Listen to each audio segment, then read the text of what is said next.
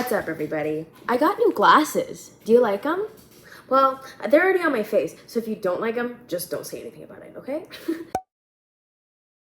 Welcome back to part 4 of this movie writing series. Part 4 of how many? Who knows? We're just gonna keep going until it ends one day. Welcome to part 4. I feel like also, I should be saying this in every video, this is a writing series where I'm working on a coming of age queer romantic dramedy. There are multiple parts. Welcome to part 4. If you have the time and patience for it, I would encourage you to watch the last few parts, but it's also a big time commitment because I don't know when to shut up, so the videos are long. I won't force you to watch them. You just might be a little confused if you stumble upon this one and you're like, who are these people and why do we care? If you have the time and want to, those are there for your viewing pleasure.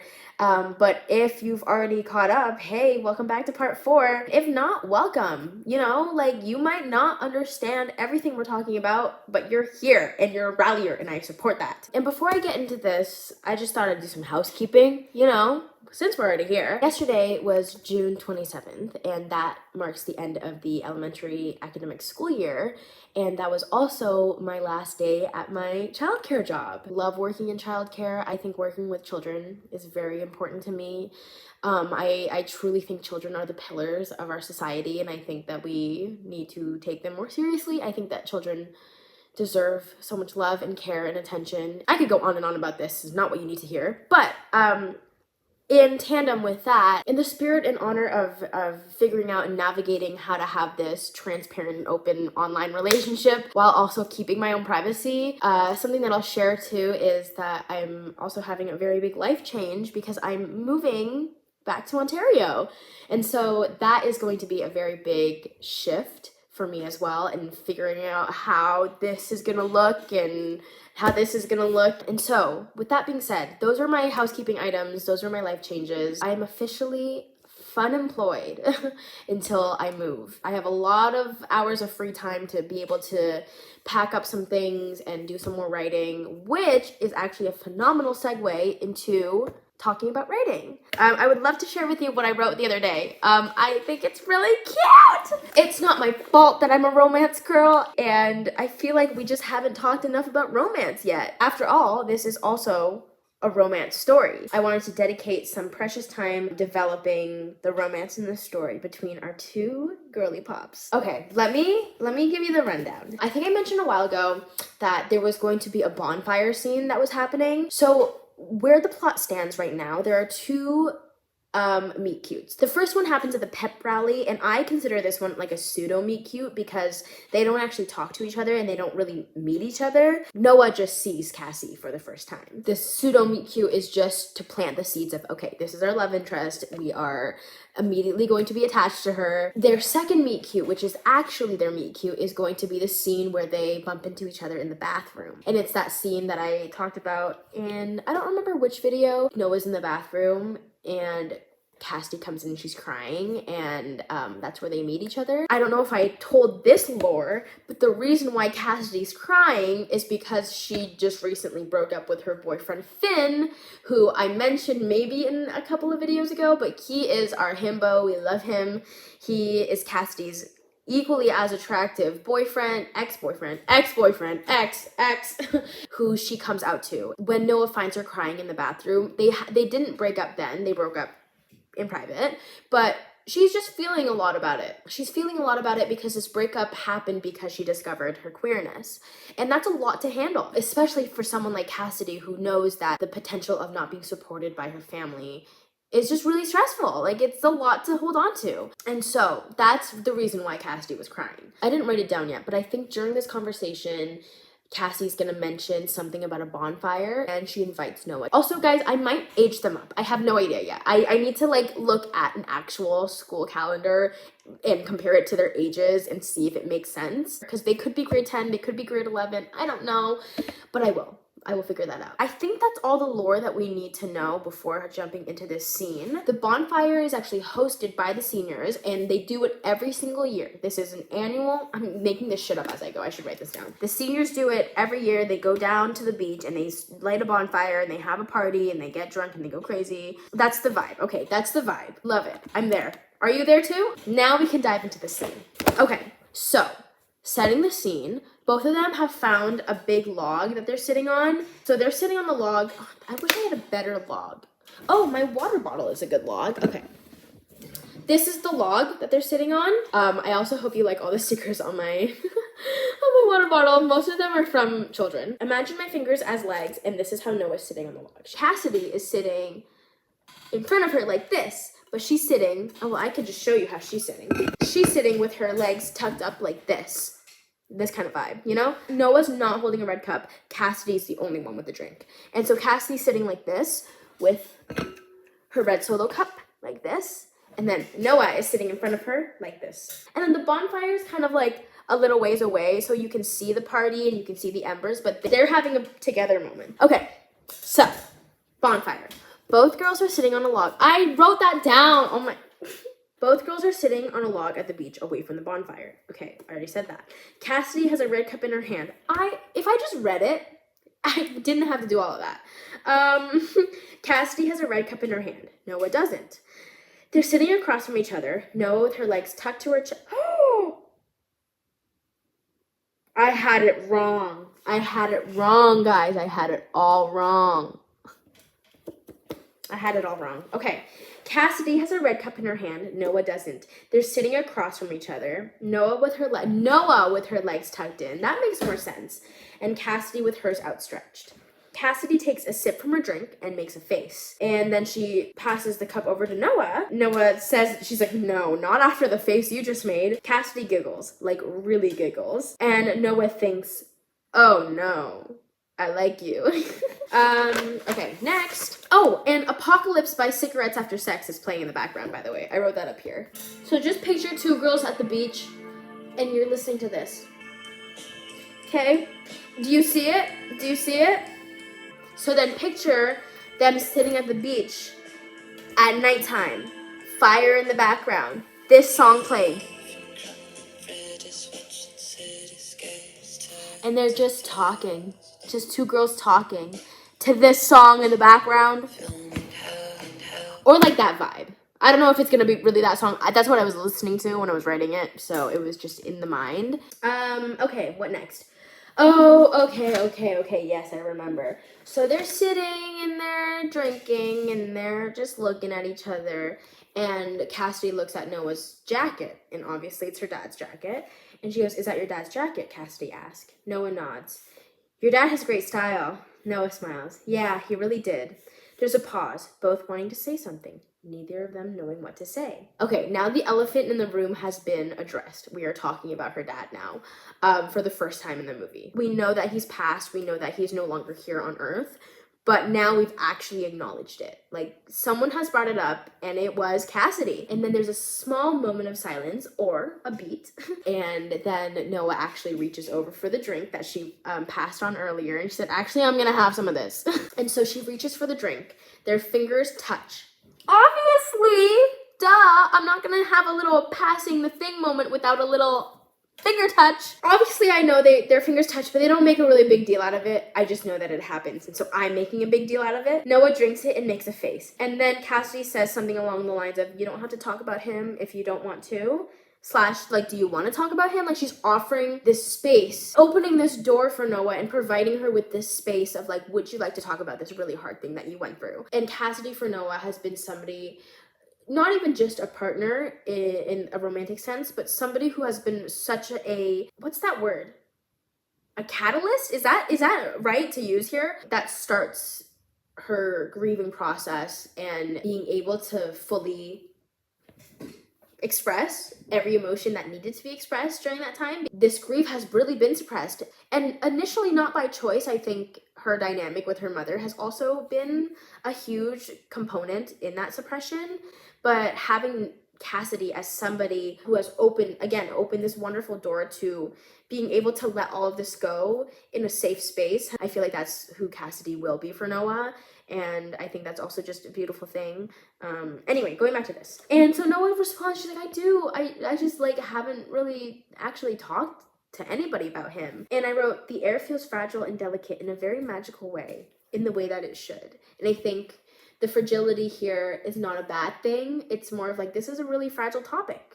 And it deserves to be fragile, and the air around you deserves to be the same as you feel, if that makes sense, because you're talking about something very difficult. The beach, I don't know if I mentioned this in any video, maybe, but the beach is really important. I have always envisioned the beach being a location where they come back to a lot because Noah's dad actually loved the beach. And that's how Noah starts it. She goes, my dad loved the beach. He loved open water. I think the concept was just really freeing to him. She'd say, like, we come down here a lot. And he'd just talk about all, like, the lives that he wanted to live and how he wanted to be an adventurer and a sailor and sail the seven seas and all those things. And he was always talking about how when he retires, he wants to go on a big cruise and do a fun little boat trip. So this is Noah sharing all of this. And this is us also learning about her dad. And Cassidy goes, well, maybe he's doing all of that now. And the beach that they're actually looking at, because I'm thinking Toronto, the beaches just surround Lake Ontario, which is not the ocean, but it is a big body of water. So when Cassidy goes, maybe he's doing all of that now, and there's like a little moment of laughter, and Noah's like, yeah, like he's sailing all of Lake Ontario right now. It was funny in my head, and if it's not, then let me know, because then I'll workshop it. And then Noah keeps talking about the beach and the importance that it has with her life, and she tells Cassidy that she came out to her dad at the beach, and obviously Cassidy goes like, oh, how was that? And when Cassidy hears this, her ears kind of perk up, because she's also in this transition phase of discovering her identity and discovering her sexuality and being able to have a connection with somebody who is queer. And Noah is out, and maybe I mentioned this, Noah's fully out to the school. Like, it's, people know that she's gay. Her ears perk up at this, and she's like, oh, how is coming out to your dad? And Noah goes, oh, it was so regular. He said, you like who you like, as long as they make you happy. And then he said, if your mother was a man, I'd marry him too. Time to be real, time to be real. Smile. Thanks, guys. Keep smiling, she says. Don't change a thing. So true. Ooh. You ever see a picture of yourself in an angle that you usually don't see of yourself? It's kind of what I saw just now. So they have this beautiful chat. They just talk, and I wrote, Noah speaks, Cassidy listens, Noah is heard, and that's the most important part. And then my last little thing that I'll add, the ending scene to this is they're chatting, they're still talking on the beach, and then they get interrupted, and someone goes, hey, Cass, I'm not doing voices, come play King's Cup? I put King's Cup because that's the only drinking game that I semi kind of know. And it's Finn who says this, and we love Finn. They're already broken up, by the way, but nobody knows that yet. Then Noah sees that it's Finn, and Noah goes, oh, that's Finn, that's your boyfriend, right? And then Cassie starts to ramble, and she goes, oh, okay, funny story. She goes, funny story. That day in the bathroom when you saw me crying, which is so embarrassing, by the way, we're not together anymore. And it's funny because, it's not really funny because actually it's causing me a lot of anxiety, actually. So she starts rambling. And I think at this point, she's also not ready to come out. Like, I don't think she's ready to come out to Noah, but there's the thing is that it's right there and she can't really say it, but so she's rambling. She doesn't really know how to confront the situation, but she did say that they were broken up, and obviously that's thing. Then she gets interrupted because another person, not Finn, comes up to them and literally forces them both to go play King's Cup. Now we're in party mode, and now we have this guy explaining the rules of King's Cup. I don't know if people have played King's Cup. I know that it goes by different names, like maybe Stat Cup, I think, but like I've played it maybe twice in my life. Very bad at it. But it's like basically like everyone stands around a table and you have a cup with a drink in it and you have to bounce the ball and it has to get in your ball, but somebody else is also bouncing the ball too, and it has to get into your cup, and if it doesn't, then maybe I think you have to drink or you have to keep going. So, some stupid game, but just know at the end of it, whoever is like the last person, they have to drink the King's Cup, which is like a very big gross cocktail of all the other drinks together. Disgusting, but that's what they're playing because it's so vibey, you know. It's so great for this. This is what the dynamic needed. Then they start playing. People are laughing, people are screaming. Noah and Cassie are standing side by side and they're stealing glances at each other. Like a connection is forming, a friendship is bonding, an alliance, if you will, is forming. Someone gets the King's Cup. Obviously not our girls, duh. And that's all I've written. yeah, that's all I have. So a small update, but an update nonetheless about the bonfire scene. And I think it's just very cute. And again, I see it very clearly in my head, and I hope that you do too. And that's about it for now. This was a very long video. This is already 48 minutes long. Anyway, okay, goodbye. Oh my god, hey! I'm filming this in my very empty and very echoey living room. It feels very strange. Not to like say too much about my life on the internet, but I've just lived in Vancouver for the past 6 years and I love this place. I came here for school. Vancouver means a lot to me. I just am really excited for this new chapter of my life. I'm also very scared. I also don't know what my commitment to my channel is gonna look like. Who knows? I'm very sad to leave, but I'm so excited for my future. But yeah, so I guess I'm filming this to say that I'm not really sure what this is gonna look like, but I hope to like continue to film and to write together because obviously that's something that brings me a lot of joy. But yeah, so I'm sitting in this very empty home, like it's completely empty. Ah, that's crazy. But I am leaving and I'm excited for this new chapter in my life, and I just thought I'd let you know too. Cheers to whatever life gives us and any excitement that we find along the way. Anyway, I'll check in with you when I can, but I hope you enjoyed watching whatever video this was and wherever this clip is in, and I will see you whenever I see you. Goodbye! Oh, hello. Welcome to Ontario, and I'm very excited to be here. Lots of life changes. It's been a couple of weeks since I have filmed anything, to be quite honest with you, but I do have some writing updates, which is very exciting and awesome. In terms of this, I'm still trying to figure out when I have time to film and what that's gonna look like here, and I think I already mentioned that in previous clips. I actually have no idea. Just a big transitional period in my life, and a lot of those moments have been emotionally charged, but I think that's like, it comes with the territory, you know? I'm trying to figure out what the best course of action is on this channel as well. I so deeply appreciate the patience that everyone has. If you're watching this, thank you for being here. You're here for updates, and that's what I have for you. I did some writing offline, and I have 2 scenes to share with everybody today. The first one I've titled as the school counselor scene, and the second scene is a scene between Noah and Cassie, and it's a little bit more heavy. It starts off very sweet and very cute, and then it gets a little heavier, just a little heavier in the topics that we're talking about in terms of acceptance and queerness, and so I'm gonna say that as a warning right now, but we'll get more into that when we get to that scene. But the first one is our school counselor scene, and with this movie being in the genre of a dramedy, I do want to put some comedic elements in there. I don't know if comedic writing is my strongest suit. I actually don't think it is, but it's always a good exercise to try. And honestly, I really truly believe writing really is a metaphorical muscle that I think you can train, and so by forcing myself to do some comedic stuff, it might actually help my comedic writing. So I'm hoping that the school counselor scene might be a little bit more on the lighthearted, funny side, but also is a scene that helps move the story along. In order to get into the first scene, I actually have to backpedal and give us a little context and actually introduce us to a new character, which is Noah's best friend. And for now, his name is Benson. I don't know why.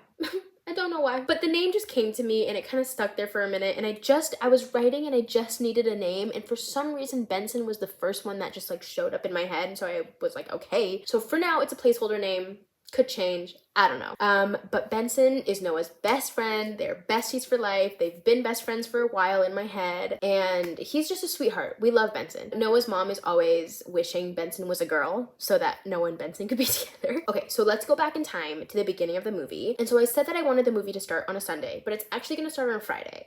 And these are such minute little details that do not matter, but I'm saying them.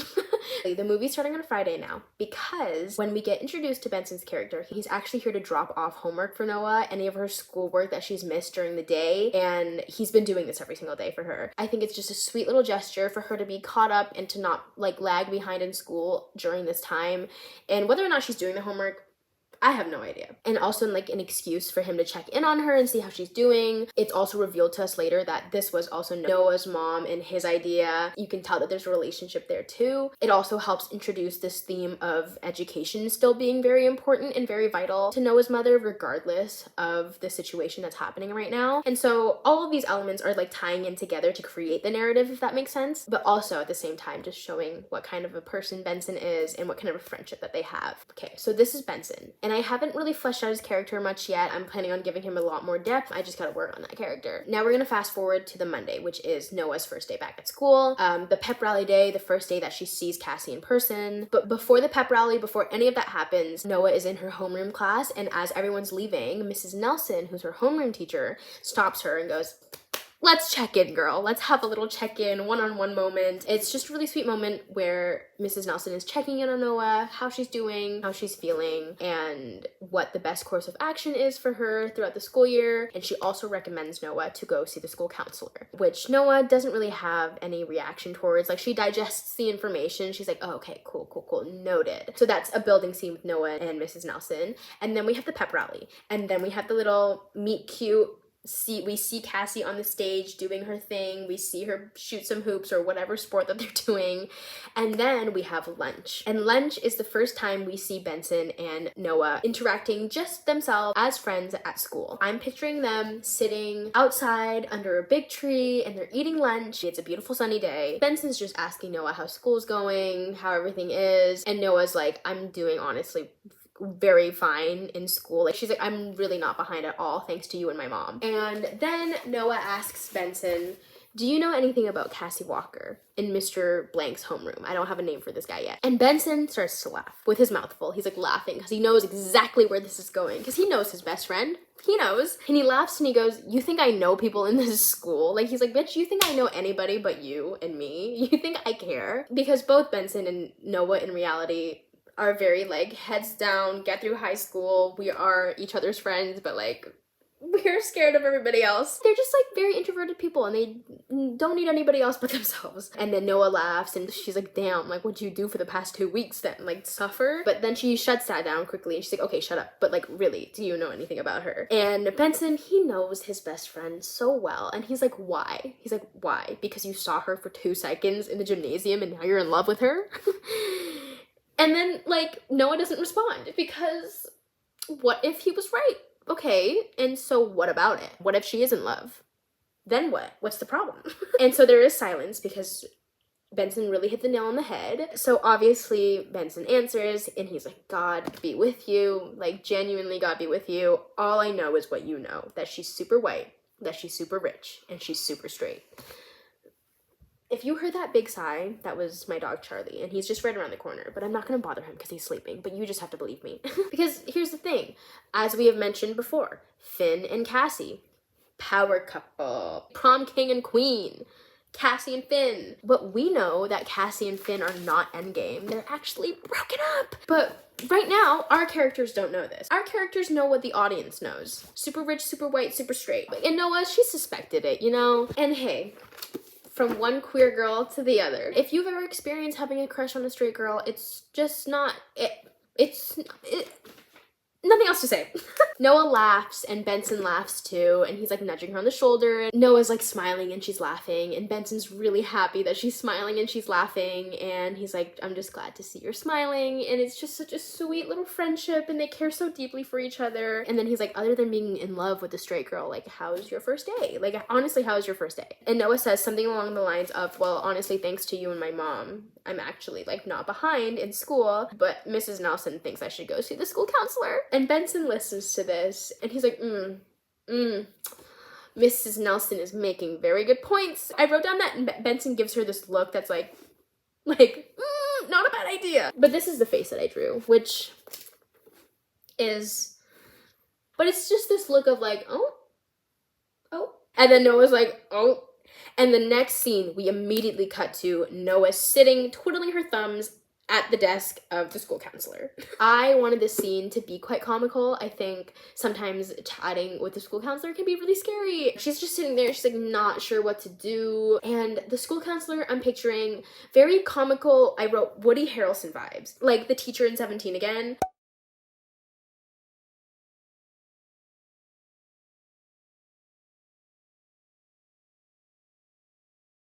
And she's twirling her thumbs, and so is he. And you know, he's also really nervous and maybe not the best person to be a school counselor, but that's what we're working with in this school. And he's like, you're here because, and Noah's like, I'm here because my dad died 2 weeks ago. And he's like, oh, yeah, no, that's actually, okay, that's a really good reason to be here. He's like, you're in the right place. You're in the right place. Okay, no problem. And so he's like, and do you have someone to talk to about that? Your mom? And Noah's like, my mom and I don't really actually, my mom and I don't really talk about that. And he sits and he's like, okay. Know that the counselor is quite jittery. I would say that he's quite young. He's also just trying to do his best. To be a counselor is also a big pair of shoes to fill, and he's struggling to find things to say right now because it's a big deal for a grieving student to come to you. And he shares to Noah that his mom had died last August. And Noah immediately, our empath queen, you could see it on her face, and she's like, I'm so sorry. And he's like, oh my god, no, don't worry, because she was a very horrible woman, and honestly is probably why I am the way that I am. And Noah's just like, okay. But he says all this to say, he goes to Noah and he's like, I say all this to say is that I went to grief therapy and that helped me a lot. He starts to look something up on his screen and he prints it out. In my head, I think it's funny. Saying it out loud might not be the funniest. He prints out this brochure for Noah for grief therapy. He prints it out, but he prints out like the actual full screen.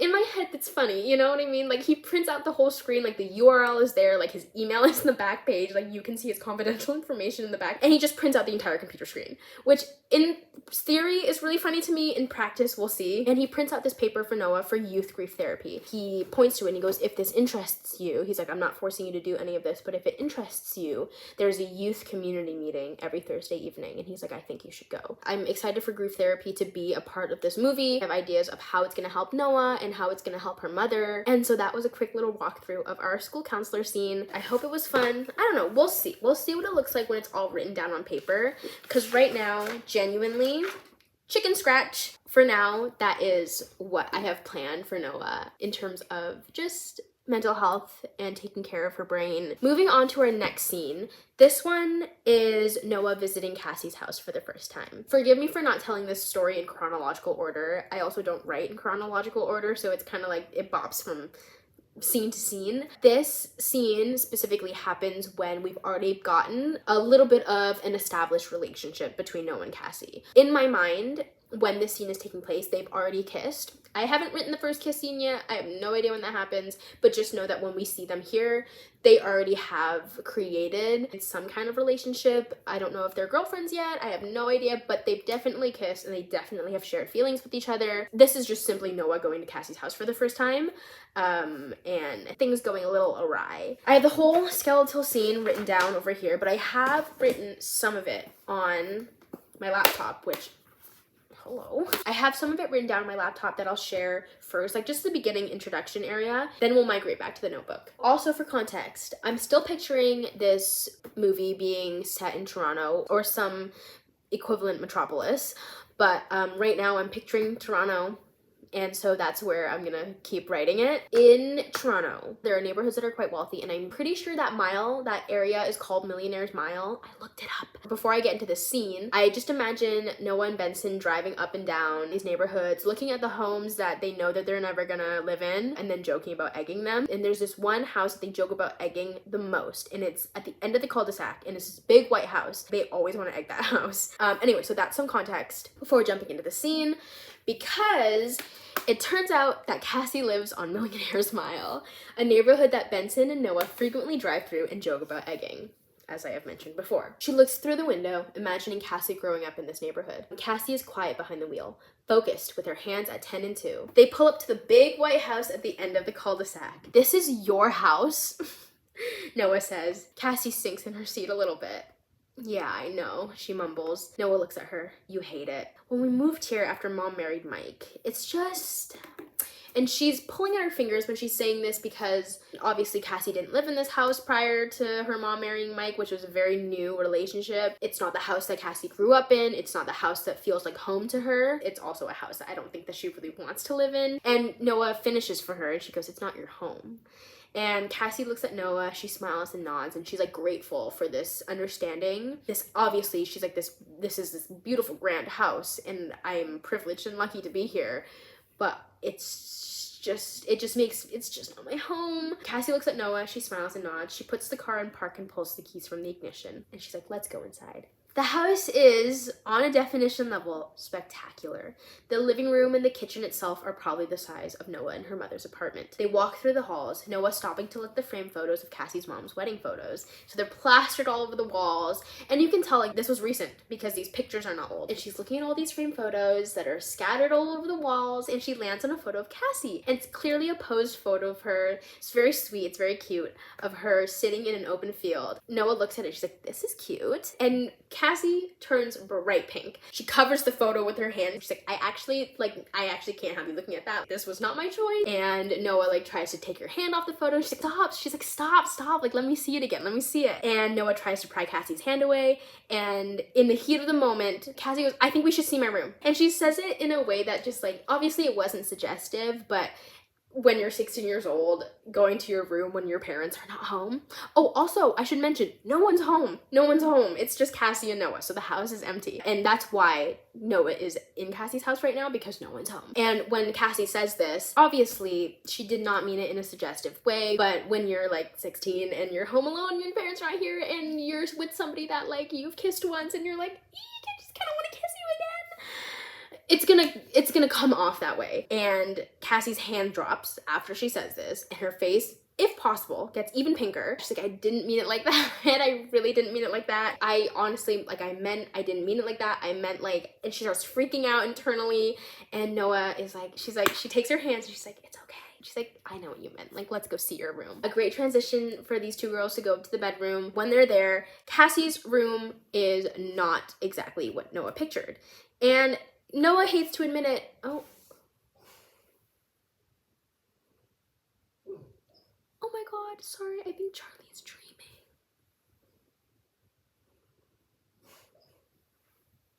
I think I can show you. Sorry, this is really important to me. I'm gonna be really quiet. Oh, I think he stopped. He's just over there. Okay, he stopped dreaming, I think. I feel like I can talk. It's not gonna wake him up, right? Yeah. Oh, that was so sweet. I don't know if you guys heard that. He was dreaming. So cute. I don't remember where I left off. Oh, Cassie's bedroom. So I'm also gonna talk a little quieter because I didn't know he was asleep like that. Okay, so Cassie's room, not at all what Noah pictured. She hates to admit it, but she was picturing like a 4-poster bed. Like she was picturing like very like girly girl. I don't know what she was picturing. Also, I should mention the aesthetic of Cassie's home, modern white beige mom aesthetic, if that makes sense. Like you walk in here and you're like, Caucasian people live here. It's like you got a beach themed bathroom, you know? And so that's the vibe of the house. But the vibe of Cassie's room is very teenage TikTok core. You know, like, and not in a bad way, in a very aesthetic way. Like I'm thinking she's got ivy leaves around the wall. She's got like a wall of vinyl records. She knows she's got an eye for interior design, Cassie. And you can tell that she wants her room to look nothing like the rest of the house. And more world building on her room soon. So that's all I have written here. Let's move back to our trusty.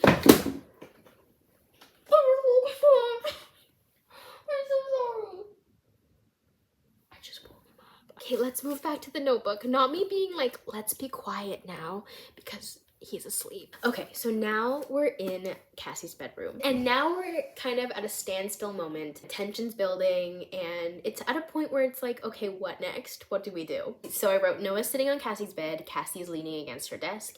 Tension fills the air. A game of who's gonna move first. Cassie tucks her hair behind her ear. She goes, I feel like I'm so far away from you. And Noah, who's sitting on the bed again, she's like, okay, then come over here. And Cassie's grip on the desk loosens, but she doesn't physically move. And Noah cocks her head to the side and she smiles small. And she realizes that she's going to have to meet Cassie halfway.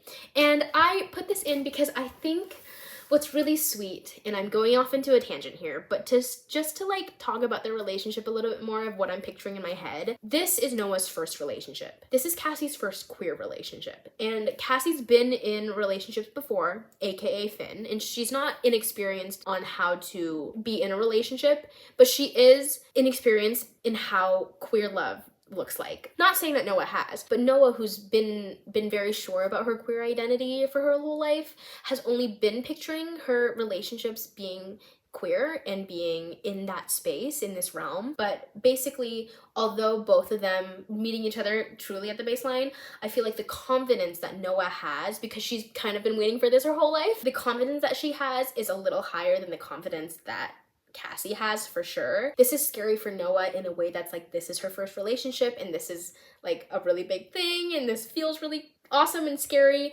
but it's a different fear for Cassie because this is her first time also experiencing queerness after being in such a straight relationship, and also like she discovered her queerness like maybe a month ago. So this is just a lot for Cassie, and it's a lot for Noah in completely different ways. And when they meet each other, they're meeting each other in such a beautiful middle ground of Cassie having experience loving another person in a relationship, but then also having no experience in loving somebody in a queer relationship. And then you have Noah, whose whole brain and identity revolves around being a queer body. And so they're just meeting each other at such a beautiful space. I hope that makes sense. I hope I'm doing a good job explaining how I'm feeling in my head about this. And so I think that's kind of like what I want that relationship to feel like. So it's all so new for everybody, but regardless of that newness, the perspectives are so different, which I think is so beautiful and so nuanced. I'm so excited for these fictional characters. And so she gets up, that's Noah, and walks towards Cassie. Cassie exhales, and Noah takes Cassie's hands, and in the still of the room, you can only hear and see heavy breathing. And just like the rising and the falling of their chests, time moves so slow. And Noah's face is now inches away from Cassie, and Noah asks, "Can I kiss you?" Because consent is very important. And there's a breathless nod from Cassie because she can't even speak. And so then Noah inches forward, closes the gap, and it's a very sweet, one simple kiss. It's like a little, just a simple, sweet, slow kiss. And Cassie exhales again. Lots of exhaling from our girl. And so then Noah starts to pull back, just kind of like testing the waters. And immediately, Cassie grabs Noah and pulls her in for a deeper kiss. And I just love moments like these. I think about that scene in But I'm a Cheerleader when both of them kiss for the first time outside of that gay bar. If you don't know what the scene I'm talking about, please go watch it. There's just so much chemistry and so much tension there. In But I'm a Cheerleader, Graham kind of parallels Noah here, and Megan parallels Cassie. And I don't know if that's the right word to use, parallels, whatever, you get what I'm saying. Graham kisses Megan first, but Graham's been gay. Megan just found out she was gay like 2 days ago. Graham kisses her and then pulls back, and immediately Megan comes back for more. Same here for these two characters, and I love that it's Cassie and Megan going in for more, and I just know for them they're feeling like this overwhelming sensation of, oh my god, this is what it's supposed to feel like this feels so right. It's like this thing shifts in their brain, their frontal lobe just kind of like gets a little bigger. I wrote, she grabs Noah's face and pulls her in for a deeper kiss. It's all hands, all lips, and messy young desperation. And then when they're done kissing, Cassie rests her head on Noah's forehead and she starts to cry because it's just so much. It's so overwhelming, guys. They're sitting on the bed now, forehead to forehead. Cassie's crying. Noah's like not saying anything because she like understands how heavy this moment is. Like, she's not trying to pry. She's like, why are you crying? What's wrong? It's just like, I'll let you have this moment. This is huge. This is big. And Cassie croaks and she's like, I don't know what to do. And Noah's just like, about what? Cassie just goes, you. She's like, I don't know what to do about you. At this point, they're like searching in each other's eyes. Like, they're just speaking through their eyes right now. And Noah's just like, what do you mean? And when Cassie says, I don't know what to do, I feel this so deeply in my core. My whole life has changed. My brain has changed. The way I view the world has changed. The people I like has changed. And I'm so overwhelmed. I do not know what to do. And that's such a scary feeling. Like, it's so, you could be so happy, and I'm sure Cassie is so happy in this moment to be with Noah and to have shared that experience with her, but it's so terrifying. And to sit there and feel so happy and scared at the same time is devastating. She just wants to love who she wants to love, and she just knows that being queer might not be the best thing for her in her family situation. Speaking of, the scene, although it's sweet, is going to get a little tough.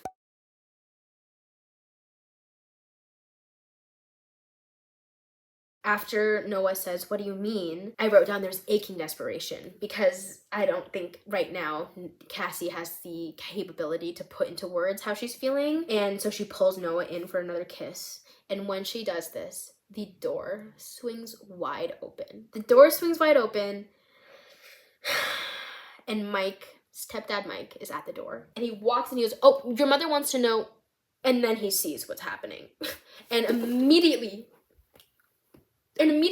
I don't blame Cassie for doing this, but way to make it obvious, girl. Like, she pushes Noah off of her, like, physically, like, Stepdad Mike saw. Cassie is beet red, bless her heart. And not only that, she's frightened. And she's like, "Jesus Christ, Mike, don't you ever knock?" That's all she can say. That's all she can say. In this moment, Noah literally doesn't know what to do. Like, oh my God, we just entered Bigotville. That's what I wrote. Oh my God, we just entered Bigotville. And so then Mike looks back and forth between Noah and Cassie. Gears turning, things are clicking for him, and all he says to Noah, he doesn't speak to Cassie, he doesn't say anything, he says to Noah directly, as if she is the cause of this, like as if this is her fault.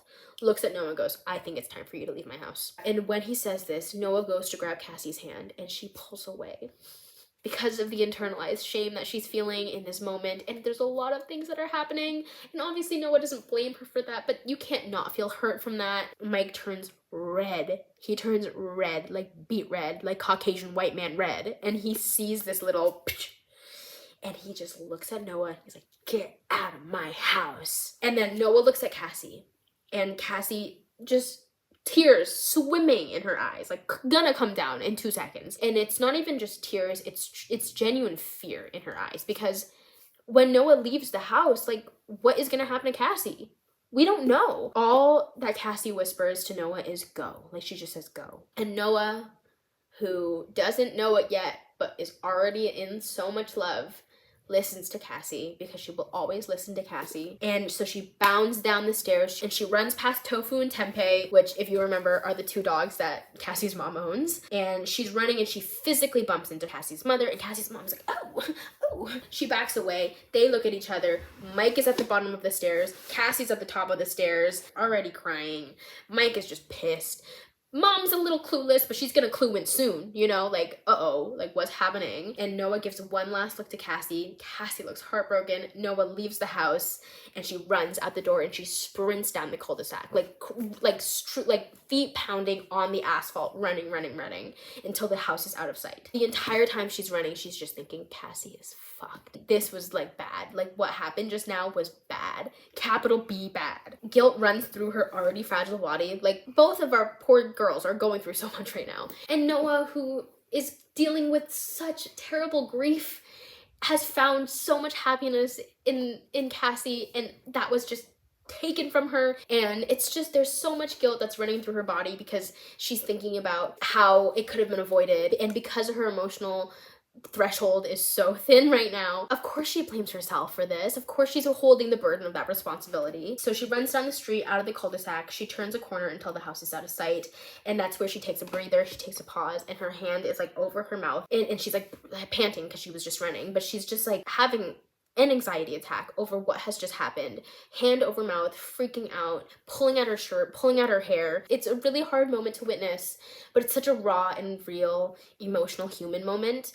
And I'm sure that we've all had moments like that where you have to just let everything out of your body. She looks back at the house. She looks forward towards the road. She doesn't know what to do. And that's kind of the end of the scene. However, I'm leaning towards her calling Benson to pick her up. And obviously Benson's gonna come pick her up. And in the car, they make a funny little joke about really wanting to egg the house now because of what had happened. And honestly, I think I might have like Cassie, Noah, and Benson go egg that house eventually in the movie. But they sit in the car mostly in silence. Benson drops Noah off at her apartment. And from here, if you guys remember a scene that I shared a couple of videos ago, it was a scene where Noah is creeping up to her mom's bedroom and her mom's asleep with the lights on, and Noah is crying and she just calls for her mother and they like cradle each other in the bed. I had initially written that scene to be after kind of a big fight between her and her mother, but I actually think that that scene would fit so perfectly